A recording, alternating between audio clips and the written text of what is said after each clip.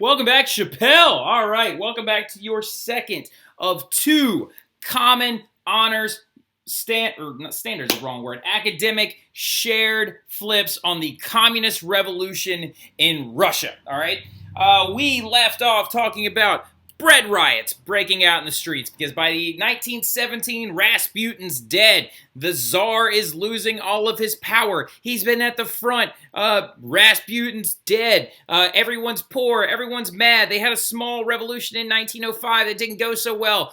And they're in the midst of World War I, and they have lost upwards of 2 million soldiers by 1915, even more by 1917. Also, they're deserting in large numbers. They're leaving the front lines, running away back to home. It's just a very, very, very extreme situation in Russia. There is no question that Tsarism will be dead soon, and there is no question that things are getting dicey, because when Nicholas orders the soldiers of Russia's army to fire on the rioters during these bread riots, they refuse, and they join up with the rioters instead. So, with this entire thing, you gotta understand also this February revolution is going to begin. This revolution actually took place in two distinct phases. The first one being known as the February Revolution, right? And here's an actual picture of the revolution in action during 1917. The Russians are literally rioting in these streets for bread. It's getting intense. And no, I do not know what those signs say. So with the February Revolution, it actually occurred in March. So really quick, so you understand, this is where things can get kind of confusing, kind of dicey, kind of a little bit weird. So the Russians were using an older calendar, not the Gregorian calendar, but I believe a Julian calendar or some type of offshoot of it. So on their calendars, everything was listed about a month earlier than the calendars that American and Western European historians would be using. So if we all looked at the news headline and it says revolution begins in Russia, the Russians would have thought it's February, we would have thought it's March. So technically the February Revolution actually occurred in March of 1917. Now it's not even going to stop there, because where these protests broke out was in a place called Petrograd, okay? Petrograd is the new name for St. Petersburg. So in 1914, when World War I breaks out, Nicholas II decides to change the name of St. Petersburg to Petrograd because Petrograd sounds more Russian. So it's the same city, just so you know that, right? It's the same city that saw the death of 200 people shot out front of the Winter Palace during Bloody Sunday. So the Royal Palace, though, during this is going to be completely taken over by rioters, protesters, and military contingents of deserting army officers as well as regular troops. So in this, what happens, which is crazy, Nicholas abdicates. He is convinced by his advisors to abdicate his throne, and he gives up being king of Russia. He just gives it up. He signs off on it. He is no longer king of Russia. Now Russia would be led by the Duma. Remember that really inefficient government that came out of the 1905? It's going to be in charge. But they don't call themselves the Duma right now. They call themselves the Provisional Government, as in a government in charge of setting up the new functions of society. Now, keep in mind, before October of 1917, well, November to us, October to them, they're not communist yet. The Provisional Government, the Duma, had some socialists in it. They also had some other classical liberals and a lot of other small factions that were breaking them up, and it made them extremely weak. And they were led by a lawyer by the name of Alexander Kerensky. Not an important guy, but it's an important, it's just the guy's name. He is the leader of the Provisional Government. Now, the Provisional Government is going to be extremely unpopular when they decide to not withdraw from World War I immediately. Now, this is going to leave room for some crazy stuff to happen. And what happens is a rival government starts in retaliation to the Provisional Government. That's right, You heard it here first, kids. In 1917, a second government was started on its own and would just speak to the people whenever they felt like and give new orders. That new government is going to be called the Petrograd Soviet. Now look right here. That E, not supposed to be there. It's a typo. But that rival government is going to be started in retaliation by a very, very interesting figure. His name is Lenin. Vladimir Lenin. Have you ever heard a more Russian name ever? We're going to take 2 seconds to talk about him in a minute, but the Petrograd Soviet was kind of like a grassroots government. They were like a rebellious group that just told the people to do as if they were the government in charge. This was started in direct opposition to the Provisional Government, which was not getting a lot of things done, and they were staying in World War I, and Russians felt like there wasn't enough of a change. Now, the Provisional Government, of course, like I said, was led by the man, Lenin. So in the Provisional Government, in the Duma, there were large groups of communists. There were large groups of people that had grabbed on to the ideas of Marx and Engels, and they considered themselves Communist Party members. Now, these Communist Party members believed in electing councils of workers and soldiers. These councils of workers and soldiers harken all the way back to Karl Marx's original ideas of electing small groups of workers to run certain areas. That could be recalled at any minute, and they called them in Russia Soviets. So a Soviet is the Russian word for a council of workers and soldiers. Hence why after this is all over, they have a new name that we will talk about later on. Now, the Soviets are going to work with the government originally, but they're going to end up converting over to the Communist Party, being led by, at that point, groups called the Bolsheviks, all right? The Bolshevik in Russian means the majority. So they are the majority group within the Communist Party. Now, the Communist Party is only a small part, just a very teeny tiny part of the communist, or of the Duma itself. The Duma has socialists, utopian socialists, classical liberals, czarists in it still, but the communists are a big part of it. Now, with the communists, though, Lenin leads the Bolsheviks. The Bolsheviks is the majority within the Communist Party. They had a minority too. They're called the Mensheviks, but we're not getting into that right now. That's an AP concept. It'll take me days to explain. So the Bolsheviks were led by Lenin. This says throughout Europe. Ignore that. Cross it out. Don't even write that down. And this is your guy right here, Vladimir Lenin, who starts a revolution from the ground up. The man also starts a revolution because he's just super entrenched in Russian politics, and he has been considered an enemy of the Russian state for years. So much so that when the revolution broke out in the first place, he wasn't even in Russia when it happened. So let's take a second to talk about who Vladimir Lenin is, who is definitely going to be on your test in the matching section, and he's one of the most important people of this entire unit because he is going to be the guy that takes Russia fully communist. Now, in 1817, he was born to a middle-class family. Now, his brother, though, is going to be the one that gets him started in socialist ideologies. Now, his brother was executed after trying to assassinate Tsar Alexander III, the Tsar that followed Alexander II, who was also assassinated before Alexander III attempted to be assassinated. Because remember, political assassinations were a big deal. They were a very, very, very common thing at the time, okay? So he was expelled from college for political protest because he was protesting for socialist and communistic ideas. And when this happens, he would be exiled to Siberia for 5 years. Now, Siberia is where Rasputin's from. It's the cold tundra expanse of eastern Russia. When you think Russia, there are a couple of major cities. St. Petersburg, during this time it's called Petrograd, and Moscow. Siberia is all that area out in the east, and it's frigid, it's cold, it's very impossible to live in. It's considered punishment to have to live out there than it is to have to live in St. Petersburg or Moscow. So when he's exiled to Siberia, he ends up then moving to Switzerland because he becomes an enemy of the Russian state. So he's also exiled to Switzerland. Switzerland is a neutral country and is a haven for those who are exiled from other places. So when he lives in Switzerland, he mills around and he tries to organize Russians from a distance into this Communist Party. So this Russian Communist Party kind of starts out in Switzerland.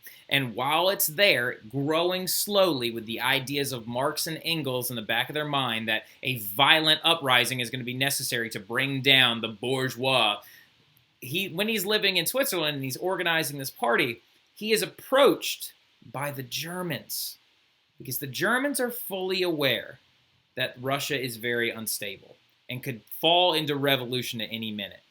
So to try and eliminate the Russian threat on the Eastern Front, Germany decides, let's not do this with guns, let's do this with politics. And they smuggle him through the entire Eastern Front on a train, a very nice train at that, and gets him all the way back into Russia, which is extremely clever. So when the revolutions begin to break out, his big phase, your boy Vladimir Lenin, who with his coy look in his eye right now, begins the October Revolution, also known as the November one, because technically it was November on the calendar, but the Russians had an old calendar, but we're not going to get into that right now.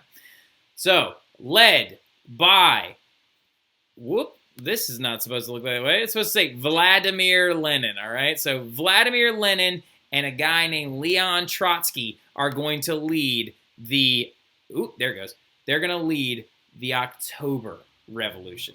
The October Revolution has one job in mind: overthrow and destroy the Petrograd Soviet, establish a new government with the Communist Party in charge, right? And with the Communist Party, we're going to bring universal suffrage and collectivized agriculture, and we're going to get rid of this idea of private ownership of factories. No more capitalism. Let's go communism. Not actually. That's not me advocating for communism. I'm not a communist. It's a terrible idea. So, peace, land, bread are the things they're operating on. What they're saying is, we will bring you no more World War I. We will bring you land to use as a people and a state, and we will feed you with bread, okay? So he's going to win the support of a lot of people, particularly the peasants during this time period. The same people who were rioting for bread in the March Revolution that forced Nicholas to abdicate, who's still alive, by the way, during this entire thing, are going to be the people that agree with him. They're going to be like, all right, these communists know what they're talking about. So they literally create an army out of peasants and other, like, deserters from World War I, and they physically take over Moscow. This down here is a picture of them actually physically taking over Moscow. As you can see, this guy has either a stick or a gun in his hand. I can't really tell. But they actually show up out front of the Winter Palace, and they physically take over the entire city using guns and like an improvised army. And the leader of this Red Army is this guy right here, Leon Trotsky, Lenin's right-hand man. Leon Trotsky was a great politician and a very, very good political leader in the sense of he knew what to say to people to get them all riled up. He knew what to say to people to get their point across, and he knew how to play the minds of the poor to get them to pick up these guns and physically attack this provisional government. So when this happens, the new leader is going to technically be Lenin. After the October Revolution is all said and done, Lenin becomes pretty much the de facto dictator of Russia and the leader of their new government. Now, ironically enough, he did not do this fairly. Funny little thing happened. He actually rigged all the elections. So when they actually overthrew the provisional government, they held a huge plebiscite, which is a huge vote, to try and figure out who was going to be in charge of leading this new government. And he totally expected the Communist Party to win in a resounding way, but they didn't. The Bolsheviks lost that election. So Lenin decides to take the Red Army and just overthrow that election, put a cease to it, and then install himself as leader. So it's a very, very screwed up thing he does. So in this whole thing, he establishes himself as a leader with rigged elections. But one of his biggest and primary things he wants to do is immediately pull Russia out of World War I. He's like, we're tired of this. We're not going to win, so let's accept defeat. And with the Treaty of Brest-Litovsk, they pull out of World War I. And it is an embarrassing pulling out of World War I. This right here is not what I'm looking at. No, that's the armistice line.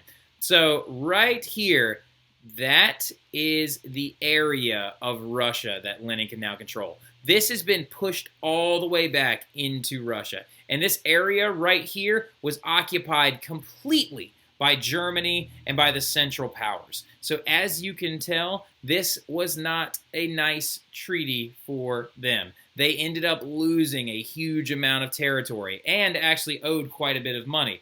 Now, the Treaty of Brest-Litovsk, though, did the one thing Lenin wanted to do. It pulled him out of the war. So you're not losing Russian lives, and you're immediately ending the war, which, of course, this was probably advised by Leon Trotsky, who also is going to be on the test in the matching section, who was saying that if we do not pull ourselves out of the war, it's going to send our revolution tumbling to the ground. So, really odd little thing, though, about Lenin as well. Lenin also believes that the elite have to lead this violent revolution. So the problem that he believed with Marx's ideas, Karl Marx, the communist originator, the communist Santa Claus, superhero, whatever you want to call him, the problem he had with Karl Marx's ideas is he believed that when Marx wrote the manifesto, that he wasn't accounting for the difference in intelligence and the difference in leadership qualities of the proletariat. So the proletariat is going to be a bunch of poor factory workers and just other manual laborers.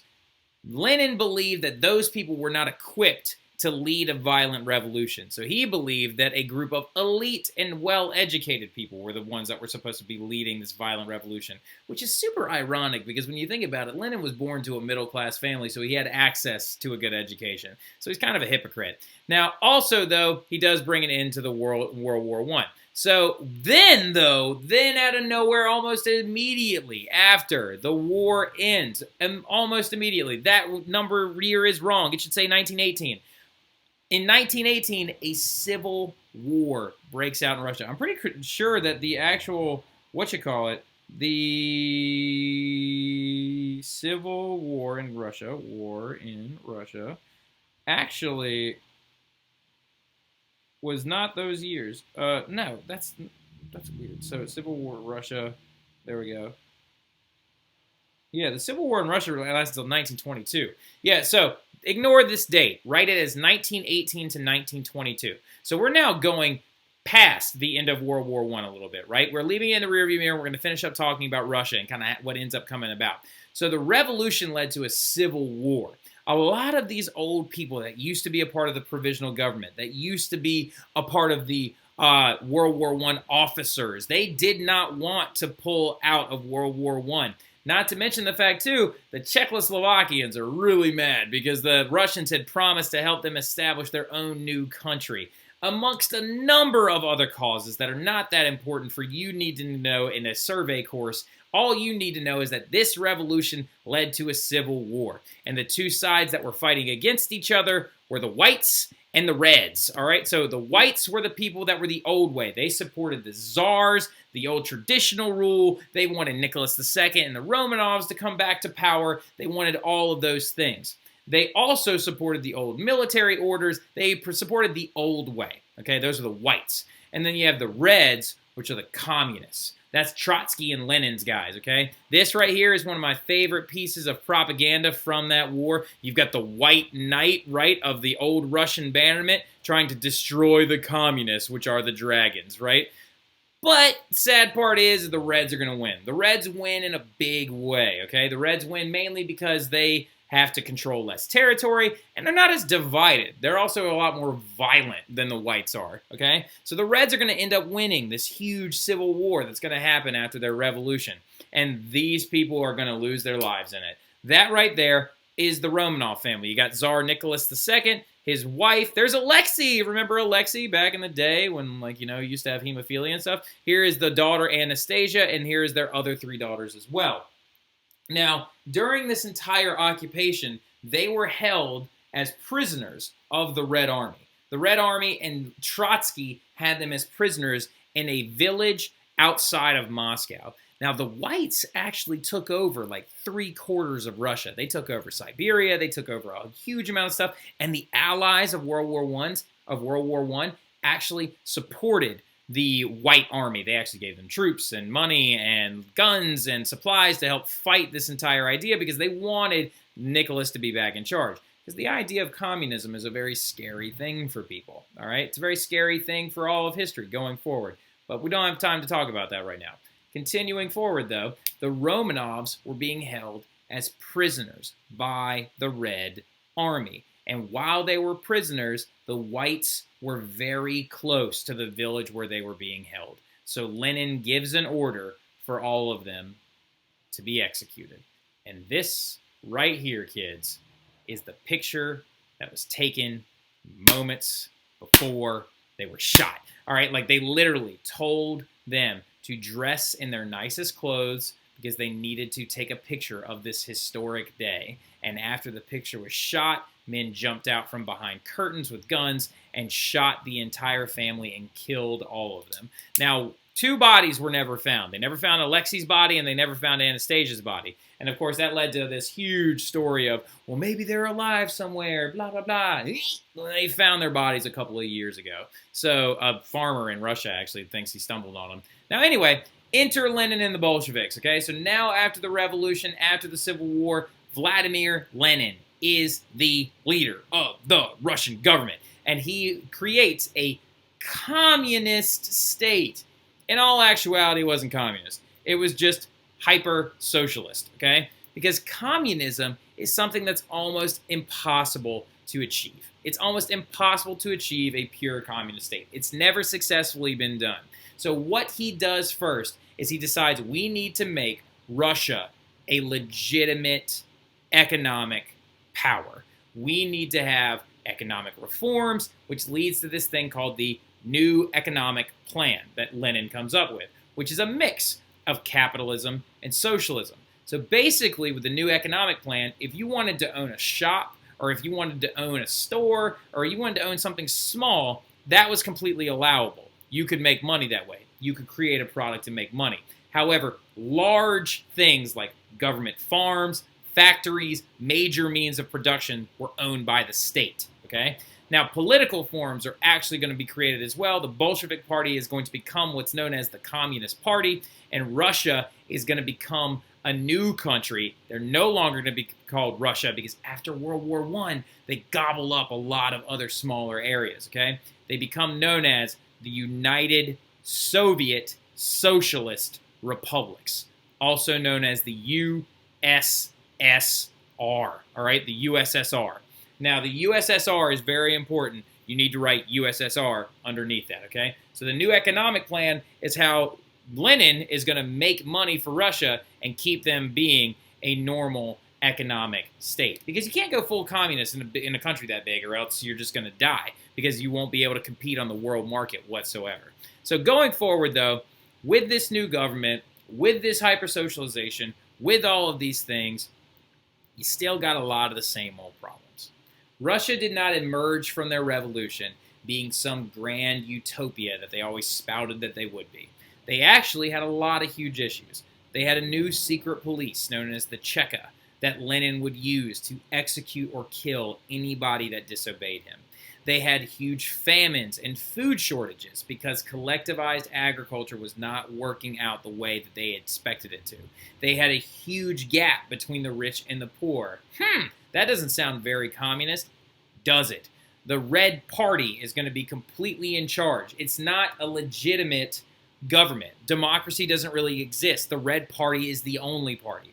They had forced labor camps, which were literally going to be a model for labor camps that Hitler would use and would eventually turn into what's known as the gulags under Stalin, which we'll get into that next week after this test. And they also had mass executions of these people known as kulaks. Kulaks are well-to-do farmers. If they were farmers that owned a good bit of land and employed other people to work on their farm, they were known as a kulak because they had too much money and too much land. So Lenin and Stalin had them literally purged and executed. The mass executions of the kulaks, right? So that's going to be it. That's the communist revolution in Russia. I know it's crazy, I know it's super intense, and I know it's very political, but I happen to think it's super neat, and I will talk to you guys soon. Y'all have a good one.